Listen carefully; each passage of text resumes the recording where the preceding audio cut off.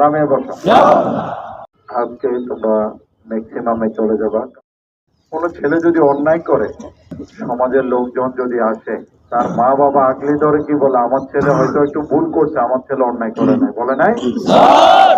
তার মানে তোমার যে কোনো খুশি, যে কোনো আনন্দ, সবকিছু তোমার মা বাবা সবচেয়ে বেশি খুশি হয়। তদ্রুপভাবে আজকে তোমরা এখান থেকে চলে যাবে, আগামী যে কয়েক বছর তোমরা চাকরিতে থাকো, সে কয়েক বছর তোমাদের সকল প্রকার চলাফেরা, রেজিমেন্টেশন, অপারেশনাল দক্ষতা, কাজের দক্ষতা, কাদেরকে বেশি আনন্দ দিবে বলতে পারো?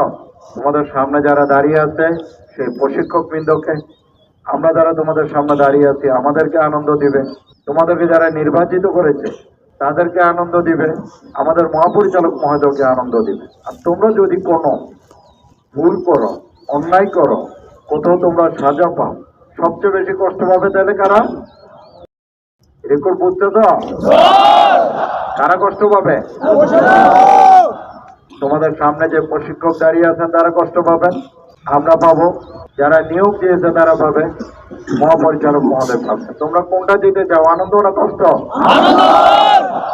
আমরা তোমাদের প্রতি, তোমাদেরকে নিয়ে গর্ব করব যদি তোমরা এই প্রশিক্ষণে যেভাবে তোমাদেরকে শেখানোর চেষ্টা করা হয়েছে, বিশেষ করে একজন আদর্শ সৈনিক হিসেবে গড়ে তোলার চেষ্টা করা হয়েছে, সেই শিক্ষাটুকু তোমরা যদি ধরে রাখতে পারো, মনে থাকবে।